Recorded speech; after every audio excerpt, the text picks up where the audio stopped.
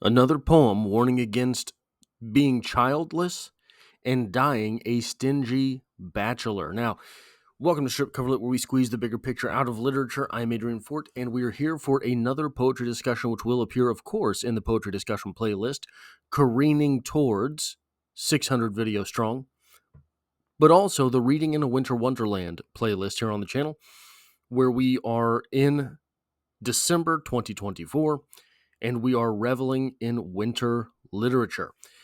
Today's poem is Sonnet 6, which comes to us from William Shakespeare, and it reads as such. Then let not winter's ragged hand deface in thee thy summer, ere thou be distilled, make sweet some vile treasure, thou some place with beauty's treasure, ere it be self-killed. That use is not forbidden usury, which happies those that pay the willing loan.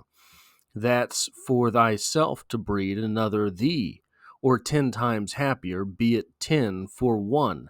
10 times thyself were happier than thou art. If 10 of thine 10 times refigured thee, then what could death do if thou shouldst depart, leaving thee living in posterity? Be not self-willed, for thou art much too fair to be death's conquest and make worms thine heir. Now, we have something of a living translation of the poem, and it reads as such. Don't let the harsh... So this is basically just a translation into modern English, modern living English, of the sonnet itself. Don't let the harsh touch of winter ruin your summer youth before you've preserved it by passing it on. Create something beautiful like perfume in a bottle. Store your beauty where before it destroys itself. Store your beauty somewhere before it destroys itself. Pardon me. Using your beauty this way isn't greedy or wrong. It brings joy to those who repay this gift of life. It's about you creating another version of yourself or being 10 times happier by having many children. You'd be 10 times happier than you are now if 10 children resembled you and carried on your legacy.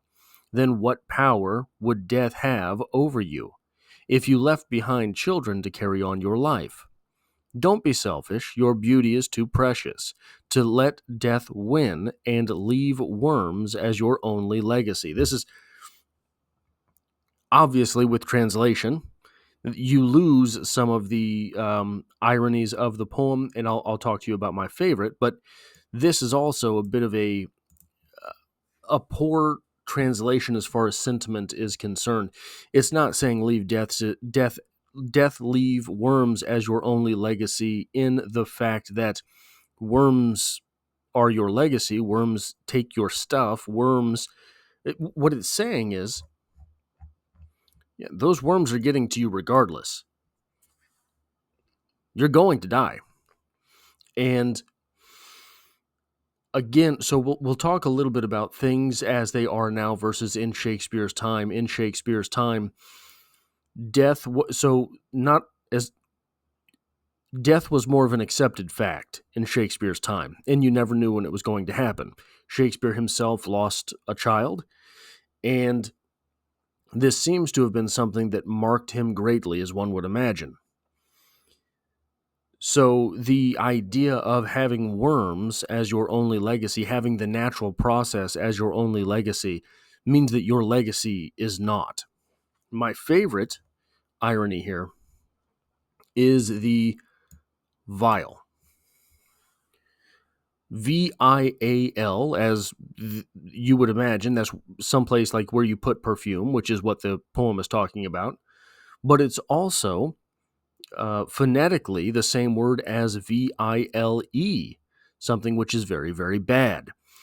Makes sweet some vile, therefore is a double entendre, as what it's saying is, look, this distilled version of you, which you would make in a child, distilled through the 9-month carrying process, the you that is being fermented, is saving you from the vile, VILE, life which you are leading now. the vile sort of life of selfishness, which is as it was perceived then, which has kind of become selfishness in that time was seen as a very, very bad thing. Selfishness in your life today is sort of heralded, sort of celebrated, sort of seen and taken as, hey, it's your life. You've got one. Much more in this time, in Shakespeare's time, I suppose I should say, much more in Shakespeare's time, living for the now was a little bit of a bad thing because you were not perpetuating society. Society is what kept everyone safe. Society is what kept everyone fed. Being vile in that way, selfish in that way, was to not pass on your genes. So we do have another poem, which is one of the maybe stark things about many of Shakespeare's sonnets. They're all about trying to convince someone, somebody, to pass on his genes. Do the hubba hubba and get the reward. The reward not being the selfish reward that happens at the end of hubba hubba, but the societal reward that happens 9 months after the hubba hubba. You get what I'm saying? One of the things that I think perhaps is not questioned enough with these poems, and that's the reason I'm talking about it here. I think this is the third time I'm talking about Sonnet 6 on the channel. Shakespeare is constantly mentioning beauty, but I think that we have to open it up a little bit and question what that beauty is. Is that beauty simply physical beauty? Are we talking about a Brad Pitt type character that is, and I'm dating myself by mentioning Brad Pitt. I'm sure there's someone else today that is that standard, but a Brad Pitt type beauty that, look, we sort of rail against it in today's world, but good-looking people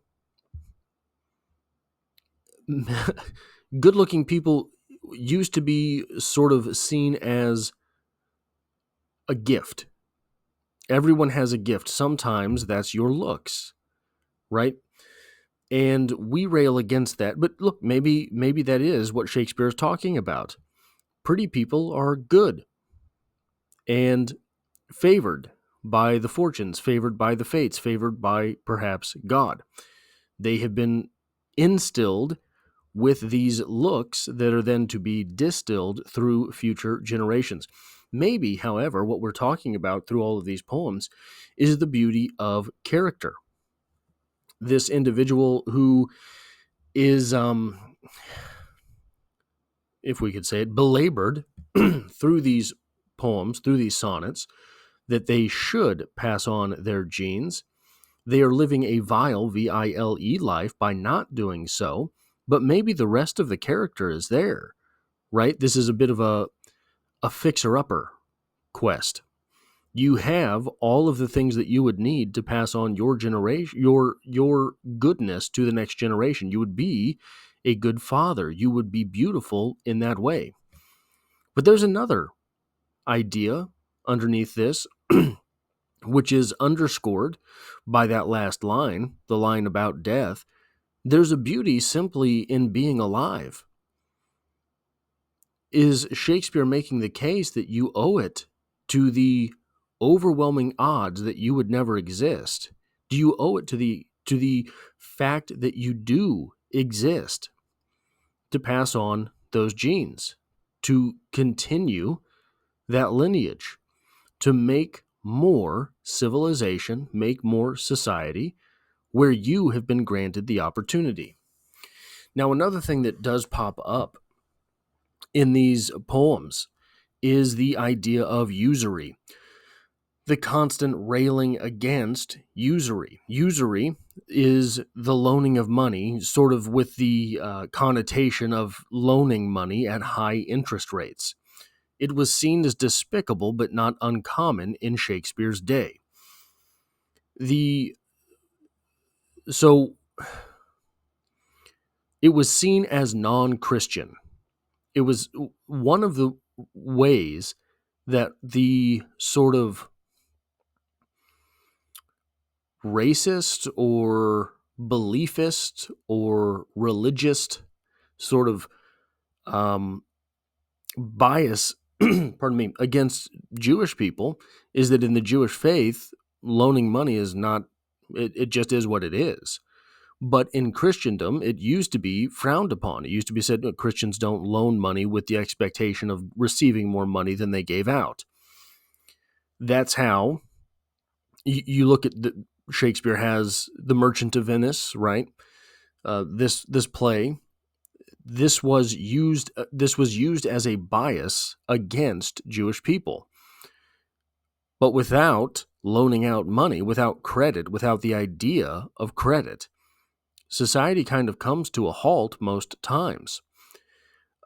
However, the railing against usury is the railing against the idea of loaning out money at high interest rates. Now, kind of anything was considered high, but the idea in this poem is passed off in this way because it is the speaker saying, hey, you owe a debt to society. You owe future generations. It's very difficult to make up that debt in your life. But by passing on your genes, that person is there sort of in the civilizational context to constantly repay your debt. Whatever job your kin take are paying that debt to society. You have lived your life and you have suckled from the teat of civilization. That comes with a price. The price is very easily paid by that next generation putting in their work the way that you put in your work. So this is one of those ideas through these poems that is very interesting, I think, especially in today's world, a world of relative abundance, that we have kind of lost. This idea of a debt to civilization. That is what I have for this poetry discussion. If you like or appreciate what it is that I do here, hitting the like button really does help me out, as it tells YouTube to share this video with other literature lovers. If you find yourself here by chance but not design, literature is the only thing I talk about on this channel, dropping multiple videos every single week. There's poetry to be had every Monday, and I hope to have you back for the next one.